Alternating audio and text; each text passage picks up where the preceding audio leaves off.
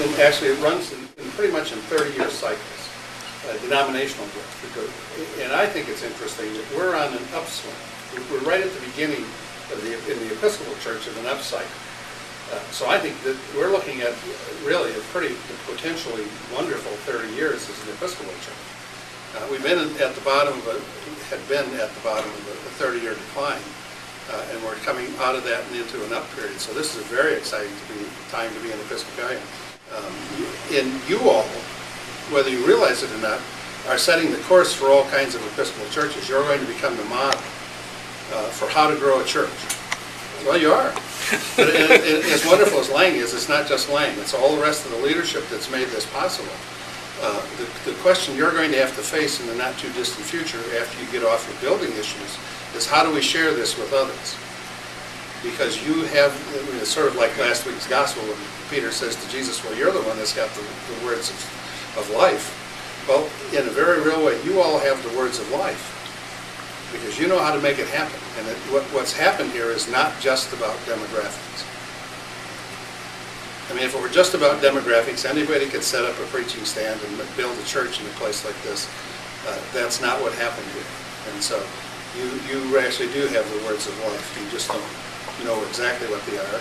And you have to finish the things that you're facing right now. You have the building, the staff expansion, those kinds of things. But when you're done with that, then you have to ask how you can share this experience with the rest of the church. Because the rest of the church desperately needs to hear what's happened here. And needs to know what you did and the way you made it happen.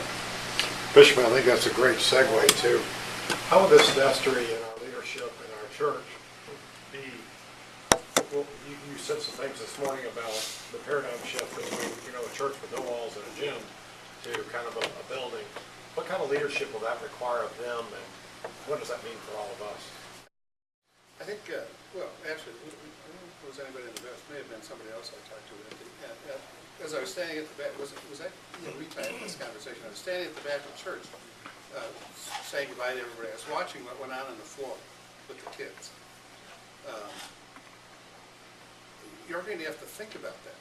You see, what are you going to do with kids when church is over on Sunday morning? They've grown up in an environment where they are free and safe on that gym floor.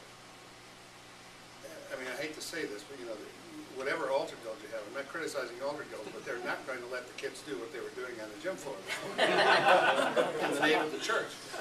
But how do you help the kids not feel that they've been left out of this transition because they're shut out of what they enjoyed the most? How are you going to find a space for them?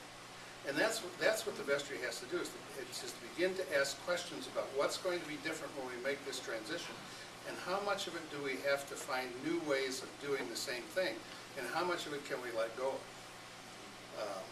Because we're caught up in getting from one building to another. We're in construction ideas and all of that, but we need to begin to think about community dynamics now and ask questions about community dynamics and how we preserve those things that are worth preserving and let go of the ones that have just been there because of the accidents of building. And I think that children, that's going to be one big thing. How do we do breakfast in a different kind of environment? Because that environment's going to change in this kind of space. All of those kinds of things that at this point don't seem like a lot are things that are going to have an impact in the transition. And as I said to the Sunday school this morning, there is going to be an adjustment period. And everybody has to realize that the move from over there to over here right now in our minds is such a wonderful thing. Once we get here, it's going to be not so wonderful. There are going to be moments that are difficult. And we have to think about what they are, how we're going to deal with them, how we make that transition, and how we maintain what's at the core of what St. Benedict's is about, is a sense of community. This is my opinion of what's at the core, one of the core ideals of St. Benedict's from my experience of being here. Community is at the core of almost everything.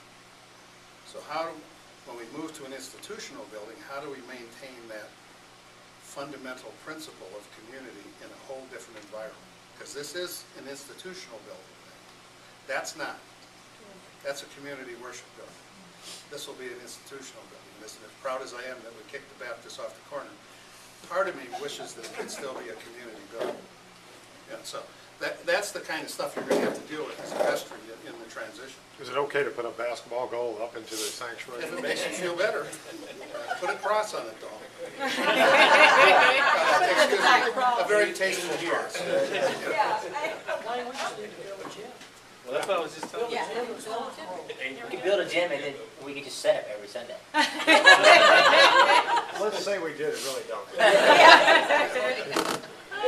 Well, I don't mean to imply that there are some real benefits to moving out of the gym also. I mean, that's the whole point. There are pluses and minuses.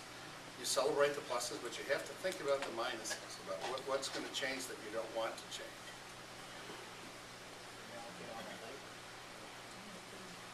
I was talking to the guy who's the manager of transitions at the gymnasium after church. And I asked him what he was going to do when he moved to the building. He's going to have all this time on his hands. He's actually thought about what he wants to do with his time in terms of ministry. That's a good conversation to have with a lot of the people who do set up, and that's how they contribute, who aren't going to be able to do that. They're going to feel some sense of loss. They really are. We all think, well, they're going to have to do that work. They'll be happy. They will, but they're also going to experience some loss because that's part of their identity in this community. So are there examples of where that's happened, successfully or not successfully? Not to this extent. That's why, I mean, this is one of the problems is that this is not an Episcopal church experience that we're going through here. So we're all doing this pretty much for the first time. And we all come with some experiences that we're liking on a smaller scale, but I think